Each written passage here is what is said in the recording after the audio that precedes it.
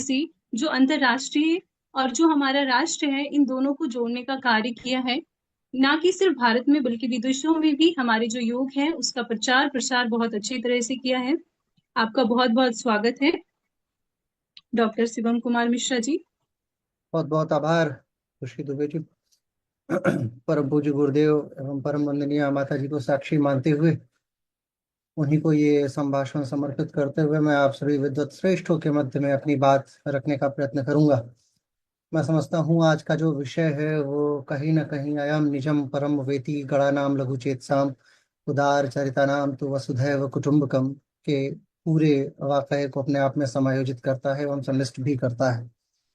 आज जब विज्ञान की बात हो रही है और हम सभी योग दर्शन के छात्र हैं, जब हम विज्ञानवाद को और दर्शन को इन दोनों को एक साथ एक तारतम्यता में मिलाते हैं, जैसा आदरणीय दुर्गेश सर ने कहा, आदरणीय अनिकांत सर ने भी कहा, उन दोनों बातों को जब मैं एकीभूत करके देखता हूँ तो मुझे कहीं ना कहीं कुछ ऐसे विचारक याद आते हैं जो अपने वननेस के सिद्धांत को, अपने एकत्व के सिद्धांत को अपने मौलिकता में लेके आते हैं।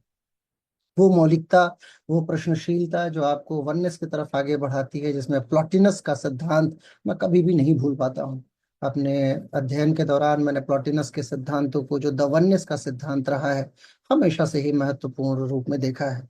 आप ये समझिए कि जब आप किसी धरा की बात करते हैं, जब आप किसी ब्रह्मांड की बात करते हैं, जब आप किसी थियरीज की बात करते हैं, बिग बैंग इत्यादि थियरीज की बात करते हैं, इन सारी चीजों में जो वननेस है, जो वो एक है, जो एकत्व का स्वरूप है, वही हमारे लिए महत्वपूर्ण है। और हम योग दिवस के संदर्भ में इन्हीं सारी विषय वस्तुओं को एकाकार करके समझने की कोशिश करते हैं।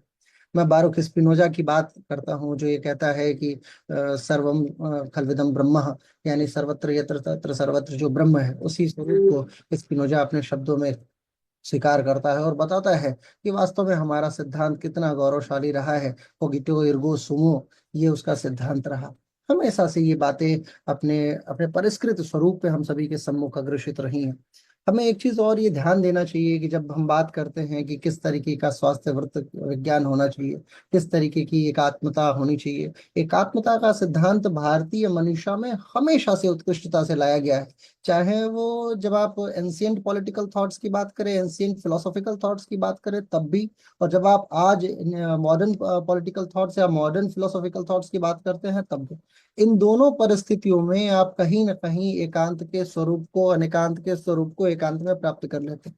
जैन दर्शन हमेशा से इस बात को स्वीकार करता रहा है। स्यादवाद ने इस बात ही की परिकल्पना की कि शायद है, शायद नहीं है, शायद अस्ति, शायद नास्ति, शायद अस्ति से नास्ति। और उसी परिकल्पनाओं को जो हमारे पश्चिम के विचारक रहे हैं, उन लोगों ने भी वैसे ही स्वीकार किया। शोपेनहावर नाम के एक बड़े कुशल वेत्ता हुए शोपेनहावर ने हमेशा इस बात को माना है कि इच्छाओं की मुक्ति, मनुष्य जब अपनी इच्छाओं से मुक्त हो जाता है तो कहीं ना कहीं उसके अंदर एक परम विद्वता आती है। और ये वो विद्वता है जो व्यक्ति के अंतरंग को समायोजित स्वरूप में आगे अग्रसित कर देती है। और इस अग्रशीलता में ही आपका योग समायोजित हो जाता है। इसी अग्रशीलता में, इसी जब बहुधा में आप अपने आप को प्राप्त करने की पुरजोर कोशिश करते हैं, तो आप समझते हैं कि एक स्वरूप में आपने पृथ्वी को प्राप्त कर लिया, एक स्वरूप में आपने अपने आप को प्राप्त कर लिया। और फिर पतंजलि की तमाम परिभाषाएं मैं समझता हूँ कि एक ही स्वरूप में अपने आप में समायोजित होती चलती चली जाती हैं।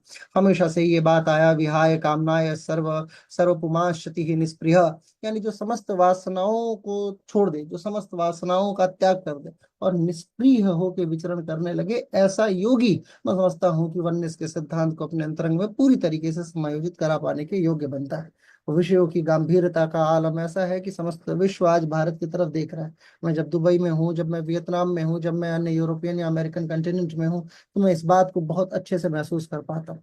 आज की भारतीय मनीषा उस व्यवस्थाओं से बहुत धूमिल हो चुकी है जिसको शोपेनहावर ने अपने वैचारिक परिशीलता में प्राप्त करने की पुरजोर कोशिश की। आज आपका व्यक्तित्व तो उस वैचारिक परिमूलता को, उस वैचारिकता को कहीं ना कहीं अपने अंतरंग में समायोजित नहीं कर पा रहा है। क्यों? क्योंकि आपकी शिक्षा पद्धति ने आपको, आपकी सोच ने, आपकी वैचारिकता ने कहीं ना कहीं, जैसा सर भी बता रहे थे, कि एआई के माध्यम से रिप्लेस हो चुका है। कहीं ना कहीं आप फोन के माध्यम से बांध चुके हैं और कहीं ना कहीं अपने अंतरंग में झांकने की सीमा ही आपके पास नहीं बची है। जिस जमाने में एक समय मैं अभी सर से बात हो रही थी, जब आदरणीय नवदीप सर ने कहा कि निकांत सर ऑफिस में है, तो सर ने कहा कि नहीं, मैं अपने आवास पे ही बैठा हूँ और पीछे लाइब्रेरी का माहौल दिख रहा था। वो कितना अलौकिक है एक छात्र के रूप में हमें ये देख पाना कि हमारे आसपास में इस तरीके की पुस्तकें हैं। आज के युवाओं के पास ऐसी व्यवस्था नहीं है। आज आप किसी भी इमैनुअल कांट को अपने अंतरंग में समायोजित नहीं कर सकते। मैं सोचता हूँ, मैं हूँ, इस व्यवस्था में आप नहीं जा पाते हैं। आपके पास तो व्यवस्था आपकी अपनी रही है, हु एम आई, मैं कौन हूं। इन दोनों परिष्कृत शब्दों को जब आप एकाकार करने की क्षमता को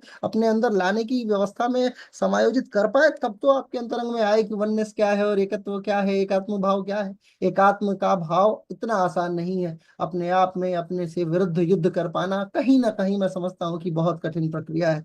योग दिवस के संदर्भ में हम ही वो मात्र छात्र है। मैं समझता हूँ कि दर्शनों की तमाम शीलताएं हैं भारत में, जिसमें बौद्ध भी है, जैन भी है, चारवाक भी है, आपके सांख्य वाले भी हैं, आपके न्याय वाले भी हैं, मीमांसा वाले भी हैं। परंतु योग दार्शनिकों ने जिस व्यवस्था को एकाकार करने का प्रयत्न किया है, उसमें आप सभी का प्रयास सराहनीय है। एक योग छात्र के रूप में आपकी जो दिग्दर्शिता है, आपका जो जो सामूल्य है, जिस व्यवस्था में डॉक्टर विक्रम सर भी कह रहे थे, आदरणीय गुरु जी हैं, तो आदरणीय विक्रम सर की भी बात कहीं ना कहीं वो माइक्रो और मैक्रो जो व्यवस्थाओं में समायोजित होता है, यानी सूक्ष्मता में वृहदता और वृहदता में जो सूक्ष्मता परिष्कृत होती है, यही तो आपका योग है ना। एक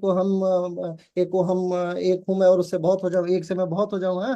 और या फिर सत्य की जब परिष्कृता आती है कि एको सत्यम विप्रा बहुधा वदंती, उन सारी बातों को जब आप एकाकार करने की कोशिश करते हैं, तो आप प्राप्त करने लग जाएंगे कि वास्तव में योग का समूल आपके परिष्कार का सबसे मौलिक कारण है। और एक विचारक के रूप में, एक थिंकर के रूप में आपकी विचारणा क्या है, that is also very important. एक बार आप अपनी विचारणाओं पे परिष्कृत स्वरूप में सामने आने लग जाएंगे, तो समझता हूं मैं कि ये सारी कॉन्फ्रेंसेस जो मोरारजी देसाई संस्थान करा रहा है या देश के तमाम विद्वान आ रहे हैं बोल रहे हैं, उन सबकी व्यथा जो है वो एक साथ में परिष्कृत स्वरूप में आके और समाज के कल्याण की तरफ अग्रसित हो जाएगी।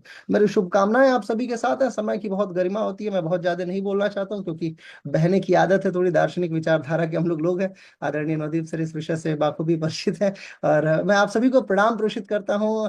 डॉक्टर अनिकांत सर के तो नाम में ही एक दर्शन छुपा पड़ा है, मैं आपको भी प्रणाम अर्पित करता हूँ sir. Professor Durgesh Pant sir को भी प्रणाम अर्पित करते हुए हम शुभम पांडे जी एवं अन्य मेरे तमाम सहयोगियों को विनम्र प्रणाम निवेदित है। आदरणीय नवदीप जोशी सर, बहुत बहुत आभार सर। बहुत बहुत धन्यवाद सर, आपने बहुत अच्छा बताया। और जैसे कि आपने बताया कि किस तरीके से जो हमारी योग की परंपरा है वो वास्तव में है क्या, अपने स्वरूप को पाना, और इसकी आपने बहुत अच्छे से व्याख्या किया। बहुत बहुत धन्यवाद आपका। अगली जो वक्ता के रूप में बुलाना चाहूंगी